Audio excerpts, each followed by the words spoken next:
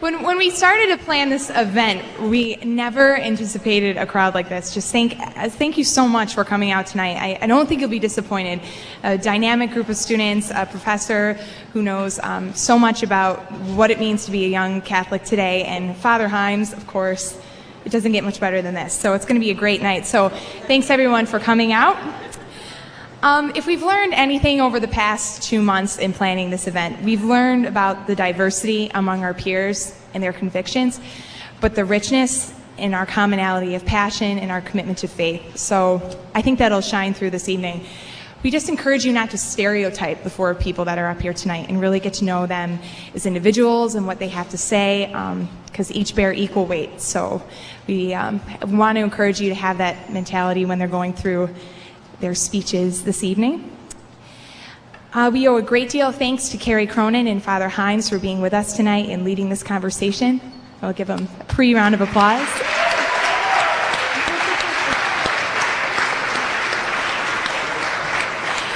And we also owe David Sue and Patrick Downs thanks for their help and commitment to the project.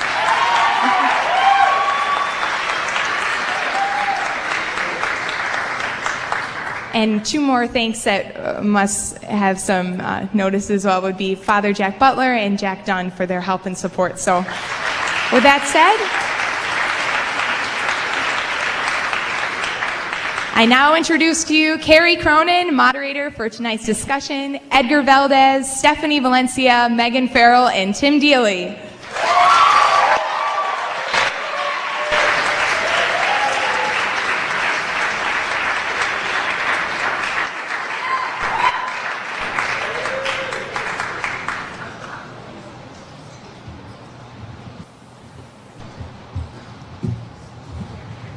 Can you hear me? Good. On behalf of these students, I also want to welcome you here tonight. This is fantastic that you're all here. Good. I see some of my students, extra credit points. And this is such a tremendous turnout. We're so excited. Part of the reason that we're excited is because there are a lot of great C21 programs that we've been going to for the past few years that BC has been running. They've been wonderful. But the average age of participants seems to be about 117, which is very biblical, but it's a little upsetting for us old people because you're not showing up, so we're wondering where you are. We know you're in the library, but we'd like to get you here to talk about your faith a little bit. So what Grace and David and Patrick did was to invite these wonderful students here to talk a little bit about their faith and hopefully to get us all into a conversation about what it means to live a faith life, what it means to be a Christian, to be a Catholic, to live in a faith tradition. And these 4 people, I've met with them all, and they are wonderful models of faith, and I think they want to have an interesting conversation with you guys, and I hope that that works out. One important thing that we're going to do tonight is we're going to ask Father Himes to be kind of an in-house expert, and I'd like to ask him to give us a couple of minutes, a brief kind of introduction to the idea of dialogue, the idea of conversation, because that's what we're here for. And we all know that he has awesome things to tell us about that, and so we invite him as the in-house expert to do that.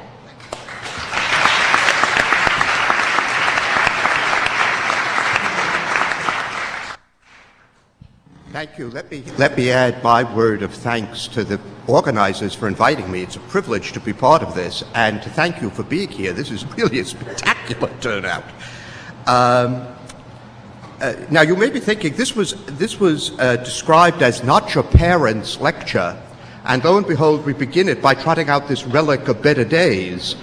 Well, I'm just going to give a very brief introduction to the evening, and I really have 2 things I want to do. The first is the one that Kerry mentioned, to say something about dialogue, but the second is to say something about why it's so important that you are engaged in this dialogue.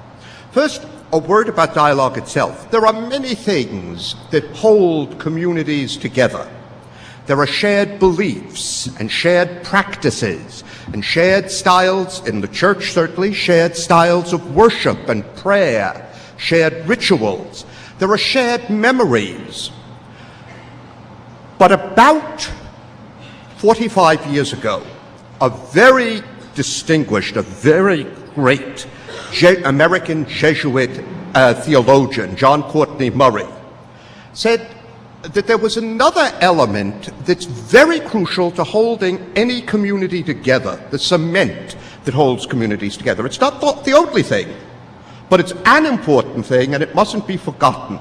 And it is, he said, in a lovely phrase on his part, it is being locked in civil conversation. I think that's profoundly true. One of the things that holds, not the only thing, but one of the important things that holds a community, any community, a circle of friends, a family, a neighborhood, a school, a parish, a company, a country together, is conversation, that people speak with one another. Notice the way Courtney Murray put it, however, locked in civil conversation. It's not a question of you opt in, and if you get bored or tired or the conversation isn't quite going where you expected, you can drop out of the conversation. You commit yourself to this conversation, and the conversation remains civil. And by civil, I think Murray meant two things. One, he's thinking especially about a country, so it involves all the citizens. In Latin, the cives, all of the members of the community, but also civil in the sense that we so often use it. It remains courteous. It remains a conversation in which one genuinely attends to what the other person is saying. That requires enormous self-discipline. The great danger in any conversation is that it becomes simultaneous monologues. That I talk, and while I'm talking, you're thinking about what you want to say, and then when I finally shut up, you say it, and while you're saying it, I'm thinking about what I ought to have said and what I'll certainly say next. And then when you finally fall silent, I say it, and while I'm speaking, you're thinking about what your rejoinder is going to be, and in fact, nothing ever gets exchanged. They're simply simultaneous monologues. The effort to genuinely attend to the other person, to hear what the other person has to say, to understand why the other person is saying it, what produces that perspective in the other person, to try and measure it against your experience, and to try and both broaden your experience and offer what may broaden the other person's perspective, that's an enormously important and enormously difficult and demanding thing. It is no accident, I often point out, I say this every year when I'm talking to the incoming freshmen, so some of you, if I harangued you and your parents on your orientation, may remember by saying that it is no accident that the words conversation and conversion come from the same root. Conversation is a holy activity. It involves an ongoing conversion, a willingness to move from where you were going and what you were seeing to genuinely try to see what someone else is seeing. So first of all, conversation is immensely important for holding the church together. It always has been, although there have been times when, quite honestly, conversation has not been the church's strong suit, that it has tended to be much more monologue than conversation. That's simply not enough over the long history of the church. Courtney Murray is right. Any living community is held together by people being locked in civil conversation.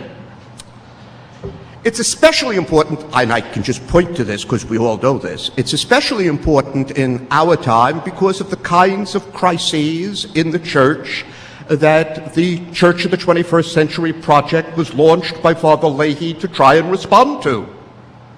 That in fact, if the leadership of the church were more attentive, had been more attentive to conversation with all of the members of the church, and had encouraged that kind of conversation, perhaps some of the truly dreadful decisions that were made over past decades would not have been made, or would have been altered more quickly.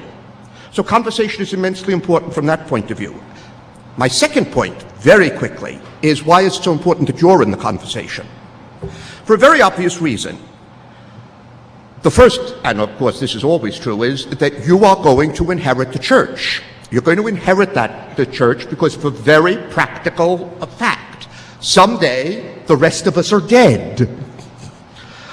Some years ago, I had occasion to speak to the American bishops, all in assembly, and the topic was reasons for hope in the life of the church. And I began by saying to them, bishops, I'll give you one reason for hope in the life of the church. Someday everyone in this room will be dead. If that doesn't give you hope, I don't know what will. Well, the fact is, there will be a point when everyone in my generation will be gone. The church will be you. It will be your generation. So obviously you're important, but you're important for another reason. Let me just give you some very quick statistics. I know statistics are dreadfully boring to listen to, so I'll make this very, very quick.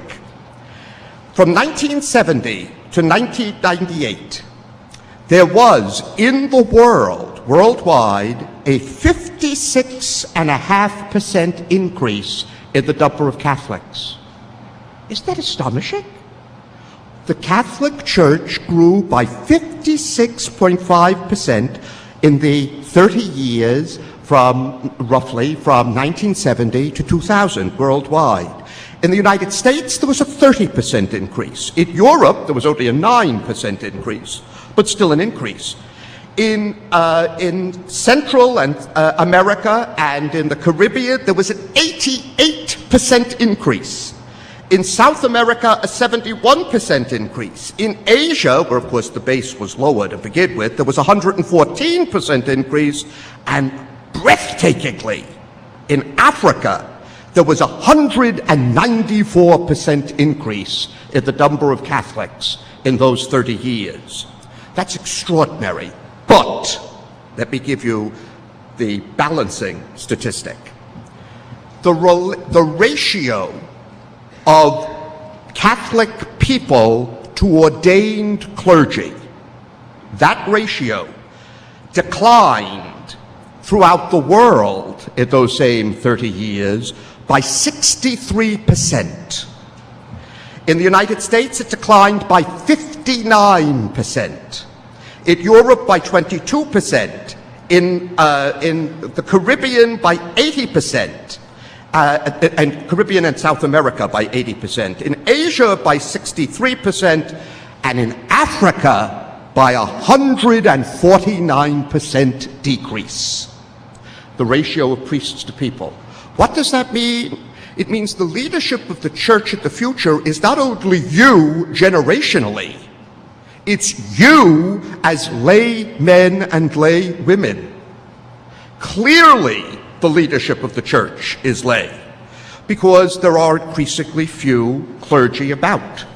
I like to say that someday, in about 100 years, you will go to the Museum of Natural History, and there in a glass case will be a skeleton with a Roman collar on. And there will be a plaque that will say, at one time, great herds of these roamed the prairies, and now they're all gone. See, they've gone the way of the mammoth and the saber-toothed tiger. Obviously, that's an exaggeration, but what isn't an exaggeration is your importance as the young lay men and women to the future of this church. It's your ball game.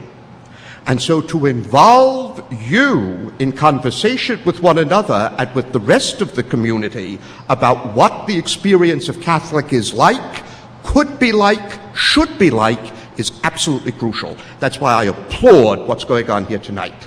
Thank you.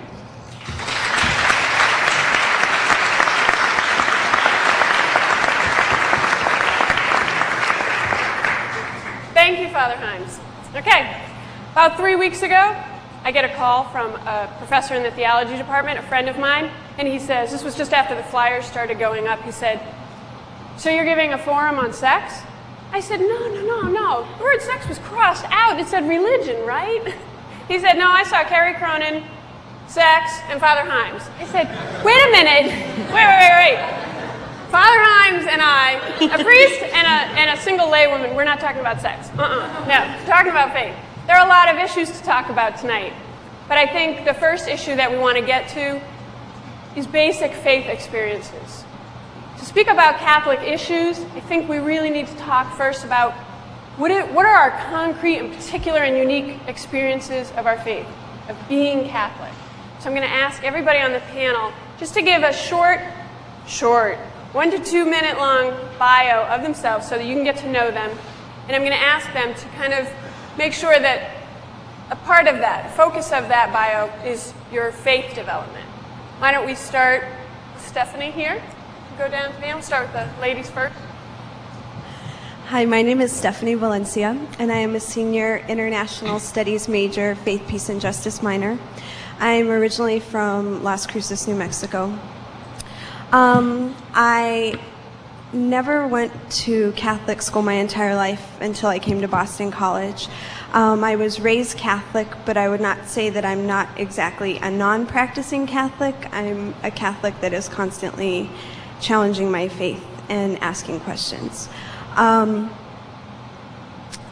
spent last fall in El Salvador, Central America, which really challenged me in a lot of ways and what it meant for me to be Catholic and to be part of the church and what my role was in the church when I returned. So that's a little bit of where I'm coming from. Edgar? Okay. What Steph didn't use, I'll take her extra 30 seconds. My name is Edgar Valdez. I'm a senior math and philosophy major, blah, blah, blah. My parents are immigrants from the Dominican Republic, and I don't know how many of you are familiar with that culture, but Catholicism is very much a part of being Dominican. There's a very small percentage of people who reside in the Dominican Republic who are not Catholic. So I grew up very much so raised a Catholic, went to church fairly regularly, and Jesus Christ and the Virgin Mother pretty much had a room in my house each. So I received my first Holy Communion when I was 7, fairly young, but because of school and other things I was doing, I never had an opportunity to take classes and get confirmed. I went off to boarding school at a young age. I was 14 when I first got in a car to go away from home, and at boarding school I had a lot of time to be by myself. I had a lot of reflecting to do, and I think I grew a lot as an intellectual as far as asking questions, even questions that I already had answers to. And in that, I think my spirituality, my ability to be introspective was enhanced. And upon coming to Boston College and having asked these questions and reaffirming my Catholicism, I had the opportunity to take classes with the one Father Tony Pena and was confirmed at the end of my freshman year here at Boston College. Hi, my name is Megan Farrell. I'm a junior and I'm an international studies major and a theology major. I'm from Long Island and I was raised Catholic. I went to public school and received my confirmation in 6th grade, so I never really had too much experience with religion classes or with theology classes because I went to public school. And so this is the first time that I've had interaction about my faith in a classroom, and I've actually gotten to learn about religion. So my experience with faith has largely come from my family and predominantly from my mother. She raised me Catholic in the sense that everything she ever told me, ever corrected me on something or tried to help me with something was always inspired by Catholic teaching. And so it's the way I've been raised in the sense that I don't know anything different. And so coming to Boston College has been a learning experience for me because it's given me a chance to reflect on the faith that I've been given and I'm so grateful for, but in a very different light so that I can accept these things on my own, so that I can grow in a faith community that's my own, not like my parish at home and not like my family at home. And so as far as my faith is concerned, it's definitely the way I've been brought up, but I'm at a very different point in my life right now because I'm starting to figure it all out for myself. But I'm so grateful for the basis that I have from my mother, because it's really made me who I am as a Catholic today. My name is Tim Deely. I'm a senior philosophy major here at BC. I'm from Pittsburgh, Pennsylvania originally. My parents are both fairly faithful and very pious Catholics. So I went through Catholic school up until about 5th grade. So I received First Communion, just as everyone else did. And then about 5th grade, I was taken out of school and homeschooled up and through high school until I came here to BC. And that was a very formative experience for me, learning the faith in a fairly rigorous academic setting for as much as you can get for middle school and high school. And the example of my parents played a pretty strong role. They're both very pious, and we attended Mass every week. We would attend confessions once a month, just as we were supposed to. And when I reached high school age, we switched parishes, and I went to a parish run by the Fathers of the Oratory in Pittsburgh, and they run the campus ministry at the University of Pittsburgh and Carnegie Mellon. And that was a big formative experience for me, seeing the college students who were very, very fervent in their faith and very active in terms of activities on campus and taking the gospel to college campuses. So between the examples of my parents and the Fathers of the Oratory and the college students that I was able to come in contact with, that's been my faith formation prior to BC. Thank you very much. I was wondering if I could ask a couple of you. Sometimes I'm going to ask questions of all of the panelists. Sometimes I'm going to only ask maybe one or two to answer the questions, just so that we can get through a number of questions and then get to some of your questions. I was wondering if maybe, I don't know, take maybe the people on the ends. Could you tell us a little bit about what gives you joy being a Catholic?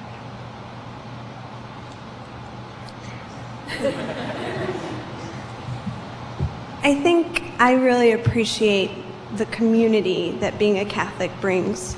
I feel as much as I challenge my faith in a lot of ways, whenever something goes wrong in my life, the first place I run is the church. I go to Mass if I know somebody that's died or something, I go to pray.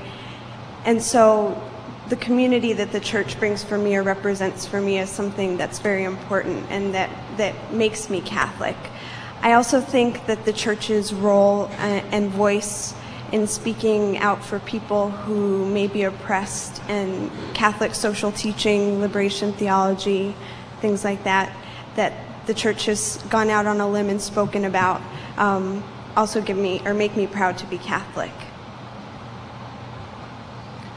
Carrie first asked me this question last week, and when she asked me it, I didn't have an answer right away. And that sort of bothered me, because I was taking for granted what should give me the most joy. I hadn't quite reflected on what it meant to be Catholic. But I came up with the answer that first appeared to me was the fact that it's true, that all of it is true, that Christ came and he died for us and redeemed us, and that he's given us the means to be saved, to enjoy time with him in heaven forever. And so then that earthly life is joyous and that we can know things for certain. Thank you very much. The flip side of that, of course, is that there might be things that frustrate us about our faith life. Maybe that's about our faith or our lack of faith or our slow faith development. Maybe the other two people on the panel could say a little bit about maybe what frustrates you in your faith life. Megan and Edgar? All right. I would say that part of what frustrates me about being a Catholic is the extent to which many people within the Catholic community are so quick to point the finger or alienate their church when they're in disagreement or when the church seems to be in crisis. Last year, or even the year before, when the scandal was going on in the church, I felt that there was a sense of people kind of pointing the finger at the church or saying, that's not me, and rather than the response of what's going on in my church, rather than efforts like these where we gather and talk about what's going on in the church. And for me, that frustrates me because my Catholicism seems so centered around loving each other and community that when things are rough, to kind of turn your back on something. It's interesting because everyone knows the famous Footprints poem where you say, oh, why in my toughest times did you abandon me? Talking to God, and the answer is, it was then that I carried you, not that I stopped walking with you. So it seems kind of, I don't know, I have difficulty with why when the church seems to be going through difficulty, why someone would then turn from the church or alienate it or point the finger rather than carry the church through this crisis. I think the most frustrating experience for me as a Catholic was probably in my parish at home, which is probably the reality for most kids here and for a lot of American Catholics. I found that the youth mass was always a really wonderful experience, but that everybody at mass sits in their own assigned seats, and that there are always these big spaces between people, and the back row is always full and the front row isn't full, and that doesn't really make sense. And one of the things that I love so much about being Catholic is the community that I found and the love that I found in the relationships. And it seems like a real barrier to have people next to you experiencing your faith, which is supposed to be the most important thing in your life, and yet you can't even sit next to people. And so we had this one priest at home that would encourage everybody to sit in a different spot every week. And I thought that was a great idea. And so at BC, Mass is packed and you don't have that problem. And the same thing with holding hands during the Lord's Prayer. I think that these are the kind of things that really build a community. And I think that it's really important for the people in the community, but also for the priest who's up there on the altar to set the tone. And sometimes I feel that by setting themselves off and by not being vocal enough, that there's this space between everyone, and there's this space between the priests and spaces between the people. And that's not what Catholicism is about, and that's not what the church is about collectively as a whole, us being the church. And so that's always been a barrier for me. And here at BC, it's much more like a family when we go to Mass, but when you consider the magnitude and the miraculousness of what faith is, it just doesn't make sense to have that gap. And it's a gap between the age groups, and it's a gap between gender, and it's a gap in the seats. And that's something that I would really like to see change about the Catholic Church, because there's so much there, and there's so many wonderful people that I know it would be just so much healthier if everybody was much more of a community. Thank you very much. Megan, that reminds me, I went to Mass this summer with two friends of mine, and when we got to the back of the church to go in, they kept going up the aisle, and I thought, where are we going? I sit in the back, and I sat down. We were in the second or third row, and I thought, oh, right, they're converts. They don't get it. We sit in the back. Right, I agree. And they were, right? I was wondering if, and I'm just going to put this out there, and any of you can answer. All of you can answer. Some of you can take it if you want to. Can you name one person, either in your family, here at BC, a friend, Catholic or non-Catholic, who's been really instrumental in your faith development? Megan, you had mentioned your mom, so. It's really easy for me to talk about my mom. She was raised Catholic. She went to Catholic school. She's one of 8 in an Irish Catholic family. I have an uncle who's a deacon. When they move, this is really weird, they pick where they're going to live because of what parish is in the town. And I thought that was really strange. But so my family is really Catholic, but my dad's not Catholic at all. And so my mom has really played the dominant role in raising me and my 2 siblings as Catholic. And like I said before, it was literally how I was raised. I don't know any other way to express it. But she was always very careful. Like, for example, about praising me if I had gotten good grades, and the fact that my dad wanted to give me $10 for every A made her like absolutely crazy.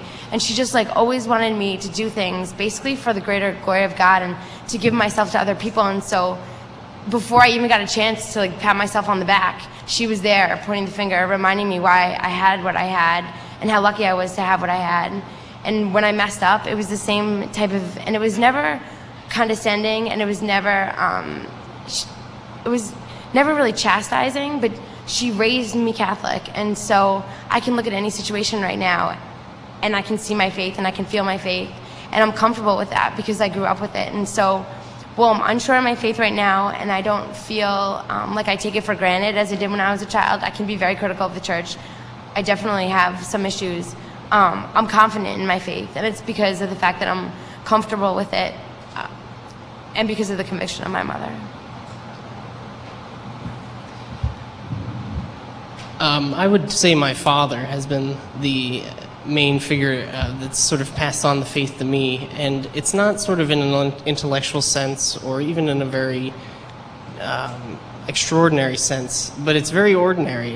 He's just a regular Catholic guy who's been Catholic all of his life, that believes in Christ and believes in the church and goes every Sunday, and it's sort of just a normal part of life for him.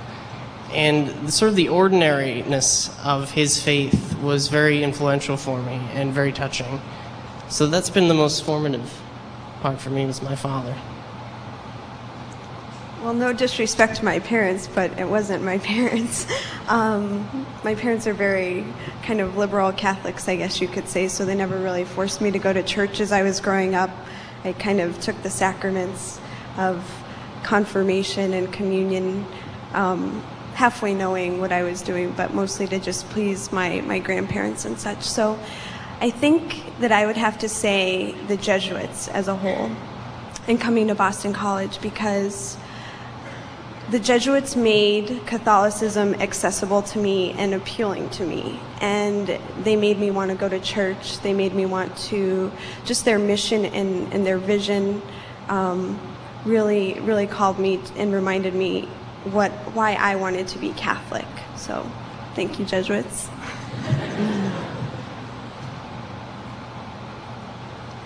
All right, peer pressure. I'm gonna pick on two people right now, and I feel bad because they're both in the room. Professors of mine, Father Michael Himes and Father Ron Tiselli, have been great for me, not in the sense that they said believe this or believe that, but they just have, in the courses that I've had with them and conversations that I've had with them, have found a way to use a language, a vernacular that just made sense with me, that just hit home. They gave me the words for me to understand my own faith. They kind of gave me the tools to create this house that is Edgar's faith. Thank you. Excellent. Very serious question coming. What's your favorite gospel? Quick. Stephanie. I don't know. John? John? Okay. Edgar. The third one. The third one. Excellent. I love that one. Megan. I guess Luke. Luke? John. John. Okay. All right. Favorite plague? Favorite play? Favorite plague? I've got a favorite. Wait, weren't there bugs in one of them? I'm sorry? Bugs? Sure. What were those? Locusts. Locusts. Nice. Bubonic, gotta go bubonic. Okay, all right. Thinking outside the box. Tim, you gonna go with locust? Megan took mine, it was the locust. Locust, yeah. Locust is a biggie. Very popular. I thought you said plays. Oh, Les Mis? you could.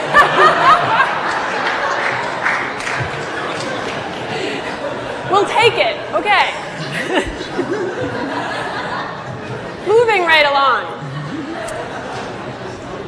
Being Catholic means that we're connected very deeply to a tradition. And I want to ask these students some questions about the role that tradition plays in their faith. But you might be wondering, well, yeah, what is tradition anyway? So we're going to call in our expert to say just something, just a little something on tradition. What is it and how does it work? First, I just have to mention that, Megan, $10 an A? And then he changed it to CDs. I used to get $25 for a straight A report card. This is a whole new meaning to the phrase grade inflation. In any event, tradition, couple of quick distinctions, real quick. Very often when we hear the word tradition, we tend to think of the things we pass on. So we think of tradition as consisting often of doctrines and practices and styles of prayer and ways of organizing a community. And that's true. That's a very important and necessary meaning to the word tradition. But it's not the primary meaning. The primary meaning of tradition is not what you pass on, it's the action of passing something on. So the primary meaning of tradition is not the doctrines or the rituals that one passes on, but the action of passing them on. Tradition is not something you possess first and foremost. It is that, but secondarily. First and foremost, tradition is something you do. Tradition is an activity. So that very important to Catholic tradition is the action of passing on, the movement forward of tradition. The second quick distinction I would make is when I was a boy, right after the Ice Ages, when I was a boy, tradition was a word that you heard constantly in Catholic circles. We always talked about tradition. You know, that the Protestants had the Bible, but Catholics had Scripture and tradition. Tradition was a very big category among us as Catholics. But often, at least when I was growing up, it seemed to me that the term tradition was used as a way of talking about how there had never been any change. Tradition meant we were doing, we were saying, we were praying, we were acting, we were believing exactly in the ways in which people had 19 centuries ago. And it seems to me that that's not only, in fact, not true historically, not true factually, but it's also a very bad misunderstanding of tradition. The whole point of tradition is the story about how there is an ongoing growth, there is an ongoing life, that there is an expansion. The fact is that we do believe somewhat differently than the apostles believed. The apostles, for example, would have been nonplussed if you'd asked them about transubstantiation. St. Paul never celebrated the Feast of the Immaculate Conception. St. Peter didn't know anything about the Assumption. The fact is that the tradition, that the passing on of our life has been a deepening, a growing, and expanding. That's the real meaning of tradition. It's not a question of how things have always been the same. It's a question of how things have constantly grown, deepened, and expanded. Thank you. That was excellent. All set on that? It was a quiz. Okay. Maybe two of you could answer this question. Is that kind of going on the ends? Okay. Stephanie and Tim, you're up. Okay. How have you personally come to understand the tradition and its role in your faith? I would, tagging on with what Father Heim said, how I've come to understand it is being a part, it's sort of a cliche, but being a part of a chain, in that being baptized, I was made a part of the church, and that it was my duty both first to learn the tradition and then to pass it on to my children or to future generations. So it's sort of a great task, and it's a high honor, and one that I haven't reflected on enough. I feel like the traditions that have been a part of my life growing up in in a Catholic family with my grandparents being Catholic and a Hispanic family and traditionally Catholic culture. Things like praying the rosary and not eating an hour before Mass, before you take communion, and not eating meat on Friday during Lent, which I look back in these traditions that I engaged in, and I really don't understand why I did them. I mean, maybe Father Himes can tell us a little bit why we don't eat meat on Fridays and enlighten us, because I still don't know. And I'm sure there are other people that might be wondering too. And it's something that I feel like I should understand a little bit more, maybe. I don't know, but I don't feel like that's what makes me Catholic either. Excellent. Okay, my next question has to do a little, and we're going to get to that. We have the not eating meat on Friday segment of our question later. It's a long segment. Actually, I'd like to ask Megan and Edgar to, well, let me split that up a bit. I'm going to ask Megan, can you tell us what it's like to be, what's your experience of being a woman in the Catholic Church? And Edgar, what's your experience of being a man in the Catholic Church? Well, primarily being a woman in the Catholic Church, seeing my mother be the primary religious role in our household, and going to Mass, I find that there are predominantly women at Mass, especially in Catholic churches. And so that was always something that I noticed, not so much at BC, but much more at home, that largely in part it's the females in the family that are responsible for everybody going to church, getting everyone out to go to church, and getting everyone dressed to go to church. However, my perspective has somewhat changed since I've been at BC, because there are just as many boys at church as girls. But an issue that I've struggled with a lot has been the fact that I don't think women play a strong enough role in the hierarchy of the church, in the clergy and the laity of the church. Growing up, the only position I knew that a woman could hold in the church was a nun, and that was pretty much it. And to be perfectly honest, I had no calling to be a nun. And so I didn't know where my position, if I wanted to do anything else within my church, I didn't know where that was. And so being a woman in the church, I do feel somewhat discriminated against, to be perfectly honest, that that ordination of women isn't talked about more frequently, especially in parishes. And so, well, that hasn't had any real effect on my conviction, my desire to be a Catholic, the strength of my faith, the love that I have for the Catholic Church and that I've found in the church. I do feel that there are some changes that need to be made in this country, and especially in other countries where women are playing a back role in family and in society, and the church is facilitating that, and the church is encouraging that, and the church is the cause of that, especially in Latin America.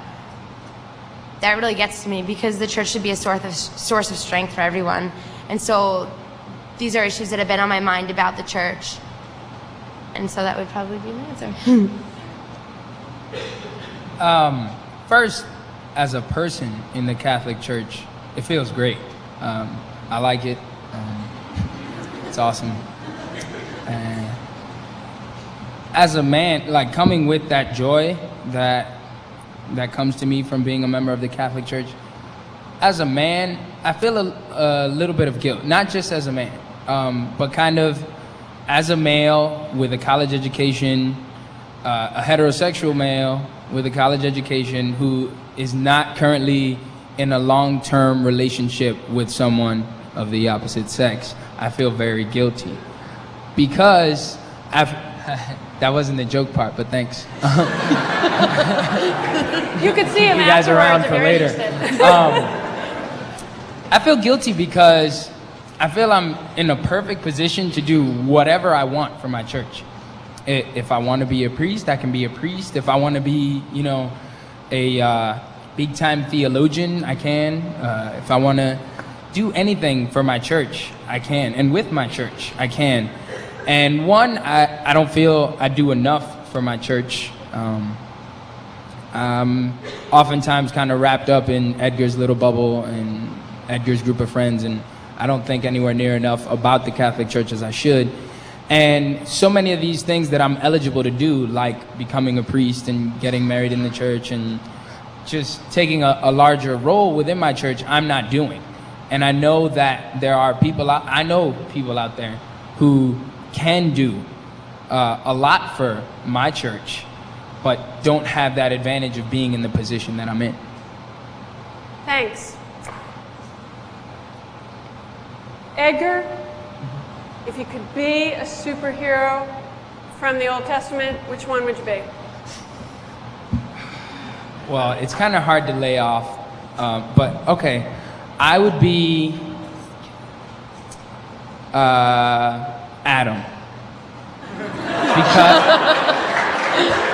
No, hold up. You just want to get naked. You'd be in a There's long-term no- relationship then. Well, I think I would be Adam because one to say like, yeah, I was the first, like I'm the father of all humanity. That's cool. And two, to be able to say that because the reason that you guys out there can have a conversation about what's good and what's bad, and that you can have this further understanding of suffering and liberation theology is all because I ate an apple. I think that's pretty big time. Thank you. Thank you. Anybody else want to take that question?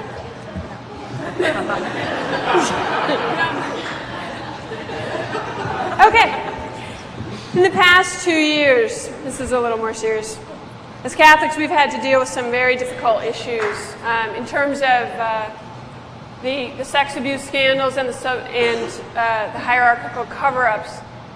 During that time, have you had to defend your faith more? How have you done that if you've chosen to? I'm going to put this out there. Any of you can answer it if you want.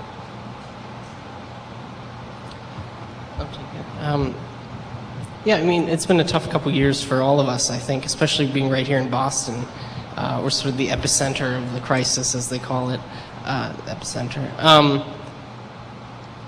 Yeah, I mean, I've had to defend my faith from a lot of people, and it's sort of funny, people both within and within and not within the church. It's tough. A lot of the media coverage surrounding the scandals, and with a lot of the debate that went on in public about it, the church took a big hit in terms of PR and in terms of image. So it was tough. It's tough to live through that sort of thing. But it was also comforting, I think, to know that the church would get through it, that similar things had happened before, and that even though the actions of a few couldn't damage what Christ said would survive, the gates of hell would not prevail against us. Anybody else want to talk about that? I can say something. I had an experience at home. I had this priest that I was really close with, and I remember I received my first penance with him, and he was kind of a young guy, and all our priests were so ancient that I automatically identified with him. And he got moved from my parish when I was probably in like 5th or 6th grade, and he was named pastor at another parish, and I just assumed he was that great that he got moved. And it turned out he had been having this relationship with a boy in our parish, a mutual relationship. This young man was probably about 18, and he'd been in the choir. And then when this priest moved to another parish, their relationship continued for several years. The priest was a good friend of the family. He was over for dinner all the time. When this boy finally told his parents didn't believe him because they were such good friends with this priest, and it kind of perpetuated, but all unbeknownst to anyone in the parish. And it finally came out last summer, a year ago, when I was at home, and it was in the papers, but they were kind of abstract. And so I had the experience of going to Mass the following Sunday after this all had come out in the paper, and it was upsetting to me. And something happened with the schedules in my house, and I wound up going to Mass by myself. And so and there was this priest that I really liked saying Mass, and I sat there in the 3rd row, and he didn't say a single thing about anything that had happened, about anything that had been in the paper. Didn't acknowledge it at all, basically because I think he felt that it was a much younger generation in the congregation, and he didn't want to ruffle any feathers. But I knew exactly what had gone on, and I knew who this boy was, and I knew his family. And it wasn't a secret to me, and I felt completely isolated, not to mention the fact I was there by myself. And I found like I almost had to defend myself because I was sitting there by myself. And it wasn't like I had to defend my faith, but it was to myself, because there I was sitting alone, and exactly what they talked about with the scandal was happening in front of me because nobody wanted to talk about it. And so that was a very disheartening experience for me. And I found that I haven't really had to defend my faith to anyone outside of the church, but it was a much more internal experience for me, that I was more defending it for myself. Why am I sitting here by myself, alone in this congregation, when nobody wants to talk about what's really going on? And so that was a very isolating experience. Well, I think that's one of the reasons that we're here. Can I ask you, before we move on to the next segment, maybe I can ask Stephanie and Edgar to just say something brief about this question. What is it that you think makes you Catholic?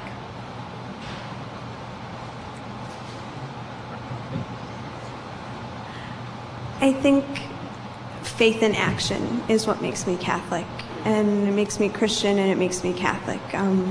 Living my life after people like Jesus Christ, so faith in action, I think that's central.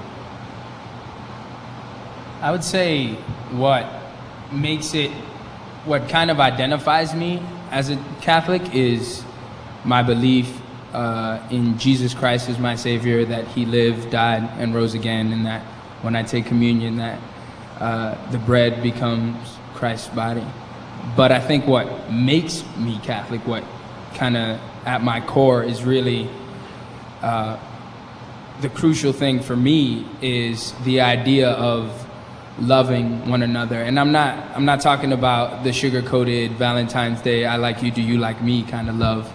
I'm talking about consistently, abundantly, unconditionally giving of yourself, and that feeling that just comes over you, and just I want nothing out of this than to just give of myself to you. And I don't know if anyone, I feel it like right now in this room, and no one's doing anything for me. I don't think I'm doing anything particularly great, but I feel the love in my heart with the people I'm sitting at this table with the people that I see sitting across from me. And that, for me, is when I can say, I'm Catholic. Thank you. I'd just like to add that Edgar told me when I met with each of them, just to get to know them a little bit, Edgar also told me that he especially feels love at football games. He went on quite eloquently about it. It was beautiful. I was tempted to go to a football game, but the season's over. We're going to move on to another segment on Catholic culture. Catholic culture is something that's talked about by a lot of generations that preceded most of you.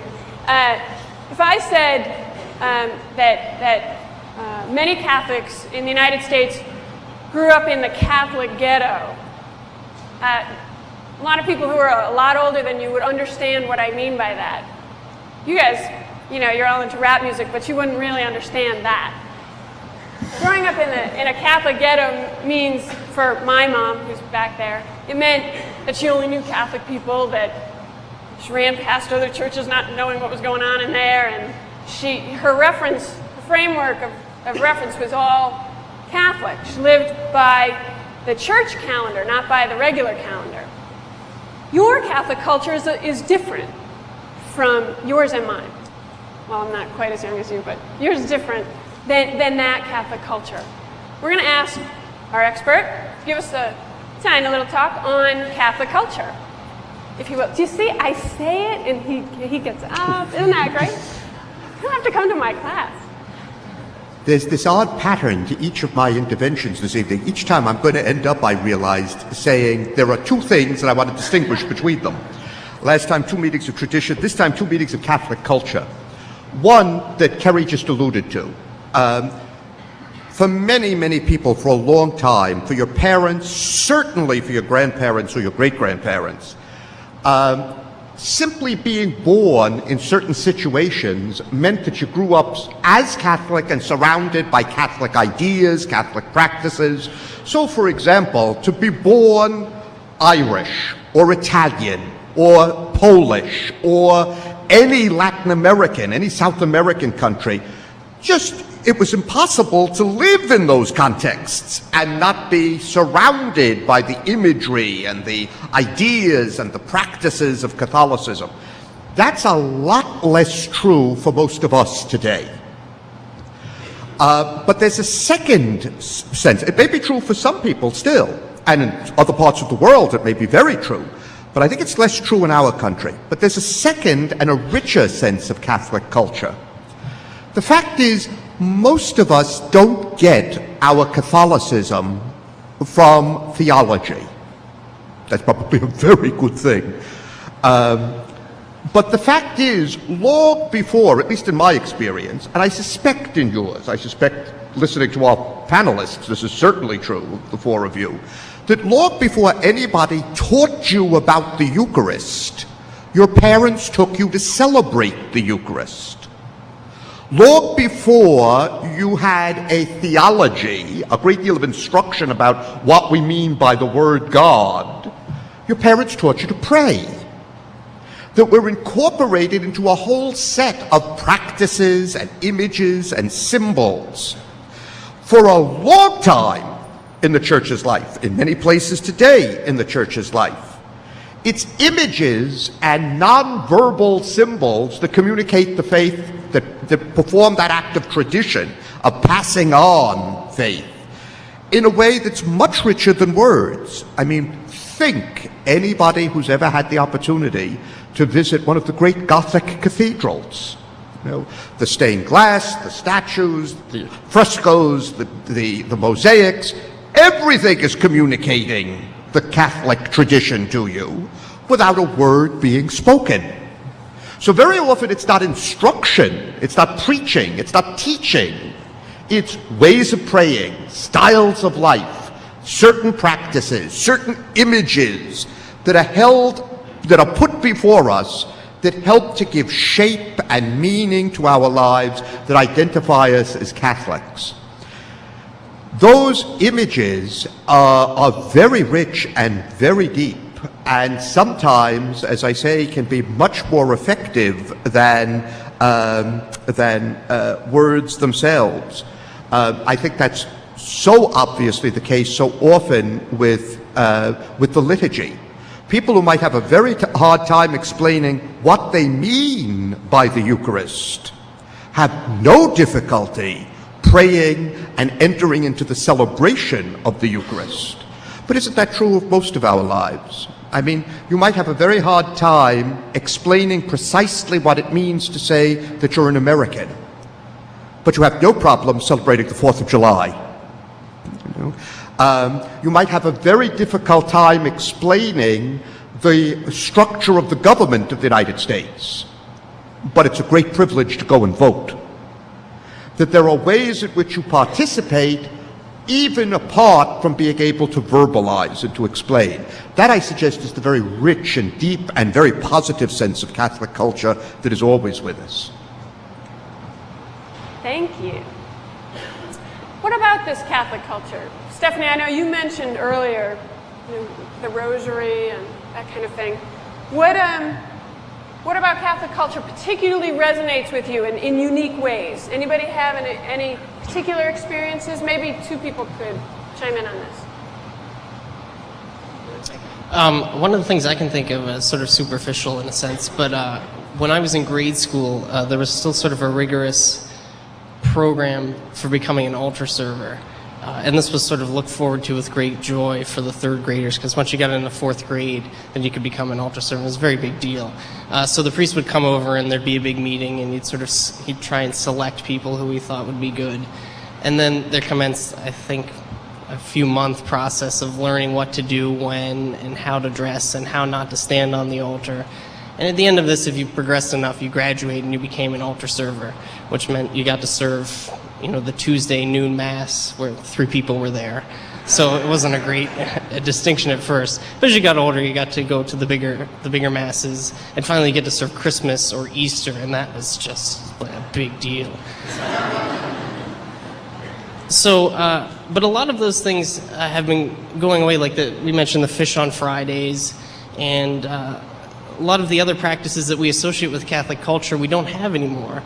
And so the 4 of us, our generation, I guess, is in a bit of a different position, like Carrie said, than the previous generation even, in that we don't have a lot of the visible signs of Catholic culture, that we're not quite sure what it is. So it's sort of a tough question to answer, because our experience with it has been so limited. It's just been Mass on Sundays or confession once in a while. Being here at BC has helped in the sense that we're in an institution that's been Catholic for a while, and we've been trying to find out what does it mean to have a Catholic culture.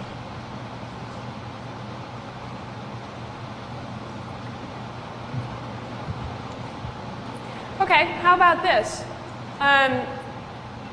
Since you've been here at BC, are there things about Boston College Catholic culture that have been really formative for you? Places, events, people? One place on campus that is, I guess you could say, part of Catholic culture for me was saying Mass in the O'Connell House freshman year. I don't know that I've ever felt a sense of community like that, and that's probably because we were violating every fire code before O'Connell House got in trouble, but there were so many people in there, and we were all in folding chairs, so there was kind of like no barriers, and nobody was kneeling because there was about 6 inches between every row, and there were people on the altar and people on the stairs, and instead of the altar being like up to the front and elevated, it was right in the middle, at the bottom of the stairs, so it was the way that the room was structured was so that everybody was kind of focused down into the middle. And so it brought everybody in, and it forced them to be close. And I find that Masses at BC are generally close, but it would be in O'Connell House, specifically freshman year, worshiping for the first time with my peers, being in a really comfortable atmosphere, and having that altar right in the middle, with everybody looking towards the same place together. That really resonated with me as a Catholic. I love this building, Gasson. It's great. My parents never came up to visit with me. When they first came up, the first place I brought my dad was to the little rotunda, and I like this place. The archangel slaying the devil, and then you've got, the Great Academy up over here, everybody, and then, this eagle over here, I swear, it looks just like the Holy Spirit, and some of those, it's like the eagle from God.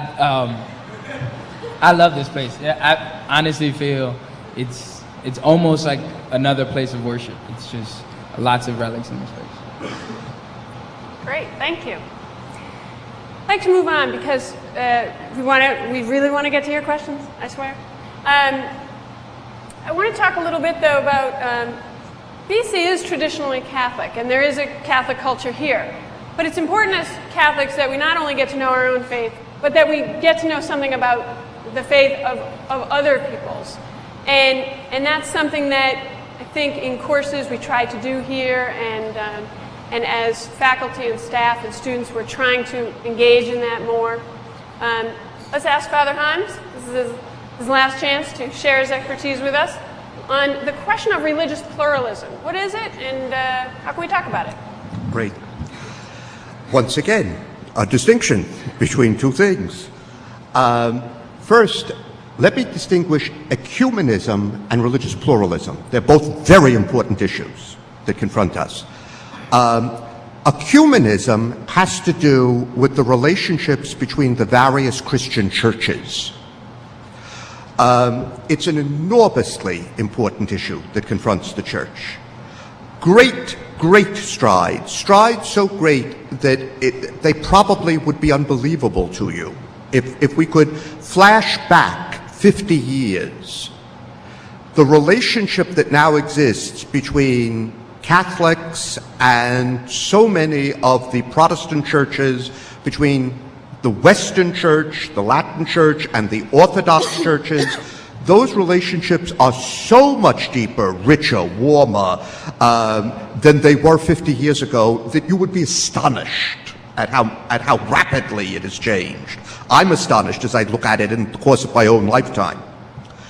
But a great deal needs yet to be done. There was a very, very great French Dominican theologian named Yves Congar, great figure throughout so much of the 20th century, and Congar said over and over again in the course of his lifetime that the single greatest scandal of Christianity was church disunion. The idea that there would be Christians of deep faith and devotion who could not come together to celebrate Eucharist with one another was simply a scandal. Conrad thought it was no great surprise that so many people would find Christian belief incredible, impossible to accept. When you looked at these Christians and saw that they couldn't even pray together, they couldn't celebrate Eucharist together, that's an enormous issue that we still need to grow in and grow toward. The second issue, however, is religious pluralism. This is not about the relationship between the various Christian churches. It's the relationship of Christianity to all of the other great religious traditions of the world that, of course, are not Christian. It's about the relationship between Christianity, including the Catholic community, between Catholicism and Judaism, Islam, Buddhism, Hinduism, etc. This is a big, big issue that has become ever more pressing because the world gets smaller. The most obvious example and at the present time is, if I can flash back again to when I was a boy, for me, growing up, Muslims were people who were part of a kind of exotic religious tradition who lived far away in ancient lands like Algeria and Egypt and Iran. All of a sudden, Islam and the relationship of the Western world, certainly our own country, to the Islamic world, is an enormously practical, pressing issue. You know, we live in a much smaller world. Religious pluralism really matters. If I could give just one further instance of that, another statistic. California, the most populous state in the country. California, if you add all of the Christian churches together, Christianity is the largest religious tradition, most populous religious tradition in the state of California. Do you know what the second is, ever since it started in the early 90s to become the second largest religious tradition in the most populous state in the United States is? Buddhism. Now, isn't that interesting? I mean, we still often talk about the Judeo-Christian foundations of the United States. Well, what are the Buddhist traditions of the United States? The second largest religious community in the most populous state in the country is Buddhist. Religious pluralism is not only a question that involves the United States and other countries, it's a big issue within the United States at the moment. So two questions, both important. The relationship of Catholics to other Christians, the relationship of all Christians to the non-Christian world. Thank you. Good. That in mind, what's your experience of religious pluralism? Maybe here at BC. Anybody want to take that? Well, I feel like Boston College, in a lot of ways, although it's Catholic, it's not really abrasively Catholic. I mean, you could not be a non-Catholic and be fine here, and not. I don't know if I can really say that because I am Catholic, but in terms of knowing people who aren't Catholic and other faiths outside of Catholicism, personally, one of my roommates is Muslim. The rest of my roommates are Catholic or Christian, but I have yet to meet my first Jewish friend at Boston College. So I don't know if they're not here or if I just haven't met them yet, but I feel like it's predominantly Catholic. I'm glad I get to answer this question because it's going to make Father Himes think I pay attention in class. Father Himes, do you mind if I quote you real quick? I can't think of anybody who could better. I remember Father Himes once saying, do you believe that ultimately there is some meaning or purpose to your life? And if so, do you believe that you'll find that meaning or create it? And if you say yes to the first question and fine to the second question, then you're talking about God. Doesn't matter what you call it, but for him, that's God. And I agree with that wholeheartedly. I think that ultimately what religion is about really getting at the meaning of life. Why am I here? Why existence? And instead of non-existence. What is it that makes me me? What is it that is so central to me being who I am? And I think that there are different, to use another Heimsian metaphor, there are different languages to understanding that. There's Christianity, there's Hinduism, there's Buddhism, and I think that what those religions, what those different languages have in common is what is ultimately true and right about whatever higher power you want to talk, whatever is the cause for existence instead of non-existence. I think that the things that Christianity and Buddhism and Rastafarian, what all those religions have in common has to be ultimately true about a higher power. And everything else, I think, is interpretation. Not that it's not important, it's immensely important, but I think it's an interpretation of how we should live this earthly, finite, mortal life in trying to understand the divine. And I think that we have a lot to learn from each other. My best friend in the world, my roommate, is Jewish, and he and I can go at it for hours. But the only reason that we have something to talk about, something to disagree about, is because we start from that same standpoint, the same fulcrum of, why existence, why instead of non-existence, why love, why truth. There's so many different things to call it, but why being instead of non-being? And I think that religions have a lot to learn from each other. Thank you.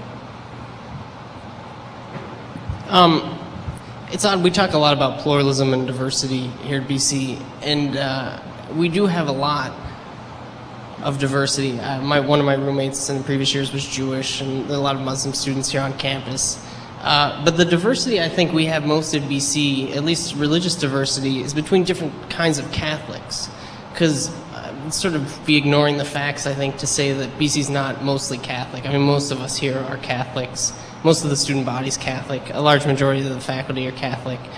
So my experience of religious diversity at BC is more in terms of varying levels of Catholicism. People who were born Catholic and have fallen away from the faith, have gone on to other faiths. People who were born Catholic who sort of practice once in a while, and for whom the faith is something that they're struggling with, that they're sort of trying to come to grips with.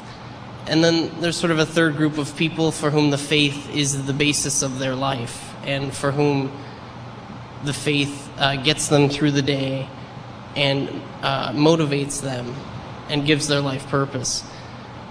So that's sort of my quick experience of diversity. Not to sound like a pessimist, but I feel like BC is not religiously diverse at all. I grew up in a very Jewish area, and my best friend is Jewish, and so I made the choice to come to a Catholic college because I'm Catholic and I want to experience that tradition with my peers, and I have, and I absolutely love it, and it's exactly what I wanted, but it's not religious pluralism. My best friend at home, I miss going to temple with her and going to her house for latkes, and I miss having a conversation constantly about her life and what it means for her to be Jewish and what it means for her family to be Jewish.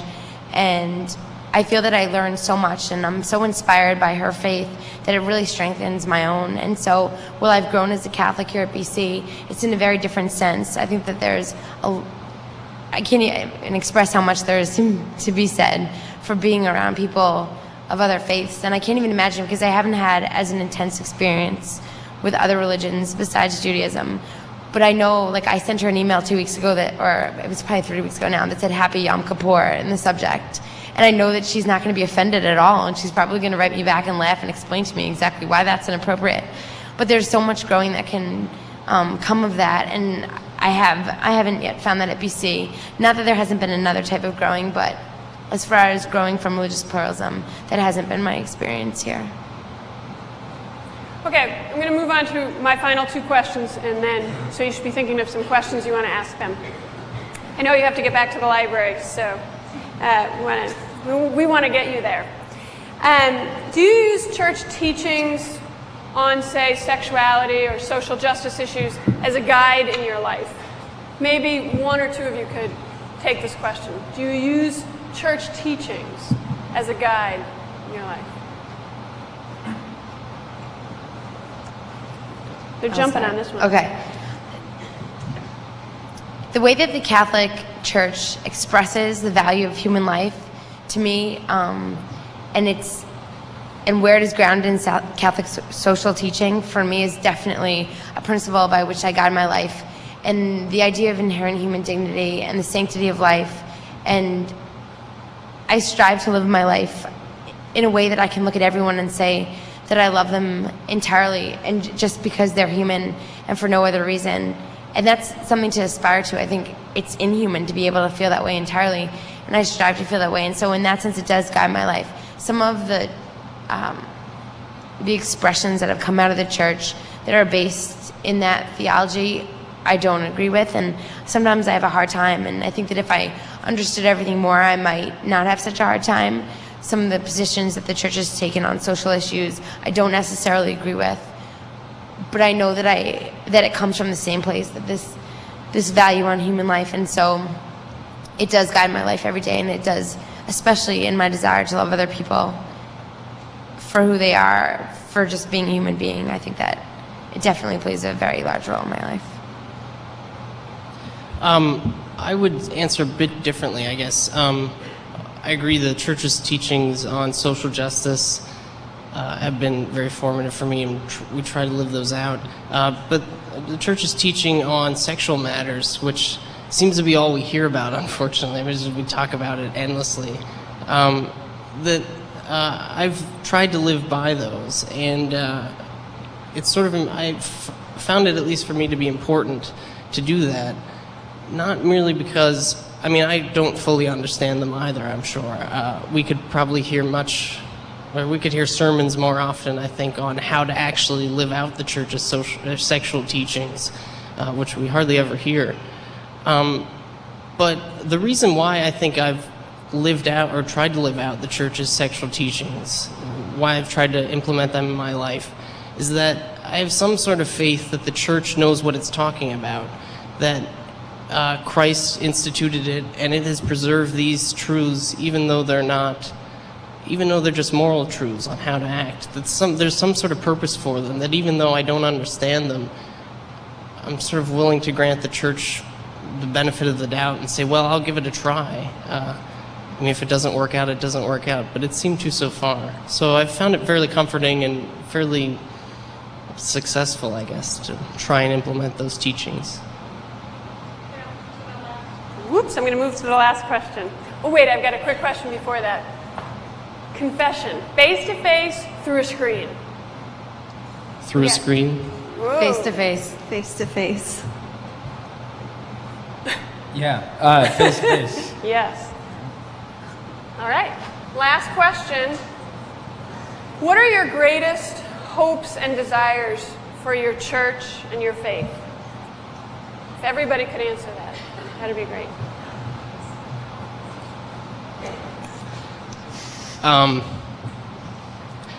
The answer I could think of, and it's sort of the answer I think I should give, but I think it's the answer I would want to give too, is the hope for my life is to be a saint.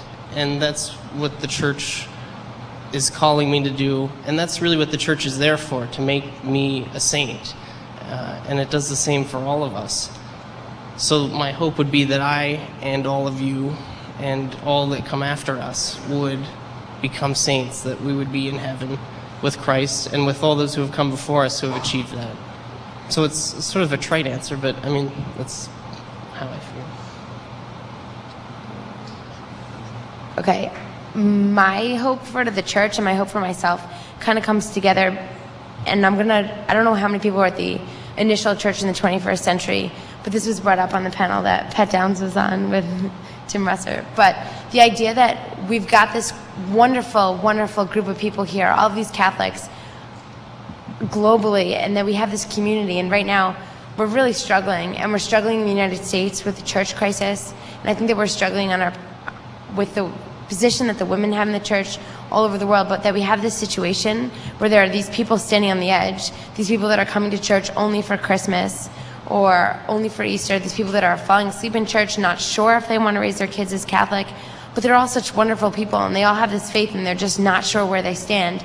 And that I think that we've really reached a point where people are standing on the edge, and they want to be brought back in, and they want someone to grab hold of them and to bring them back into this community and say that even though you might not be 100% and you're obviously not perfect, that you have faith and that you want to be a part of this community and grow in this community and love in this community. And so I hope that as a Catholic that something I do in my life is going to help facilitate this process, because there's a family here that's experiencing some turmoil, and so we've got people that are ready to walk out the door, and we've got people that aren't looking at the people that are ready to walk out the door. And so we're in this really awkward position, and I feel that the life that has been breathed into me through being in the church community at BC, even when I've really struggled with my faith, even right now, I still want to be here. And there are a lot of people that aren't sure right now.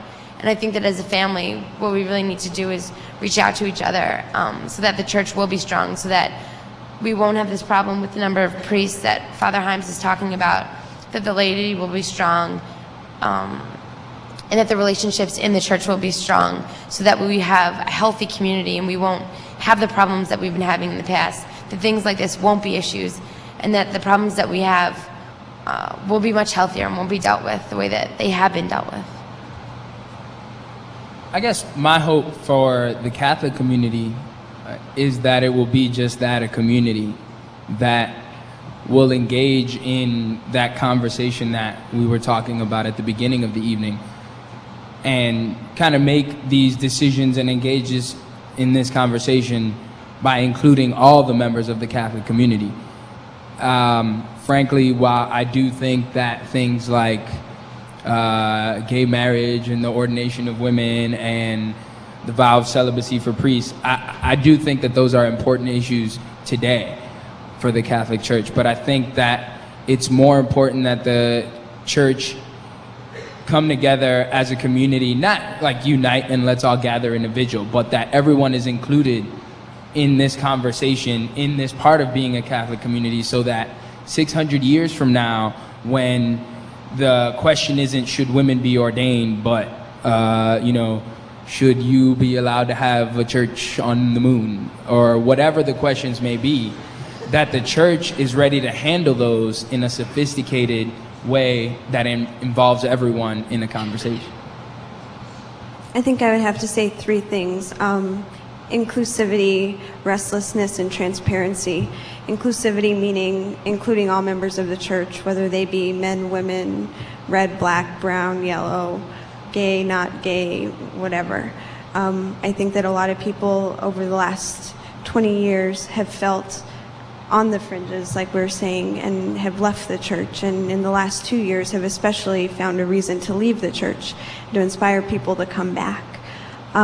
Transparency, in that we continue to ask ourselves these questions about women's ordination and about gay marriage and about things like that, that to at least have an open dialogue and to include everyone that's a part of the popular church as well as the hierarchy, and regardless of what those answers might be, that we come to that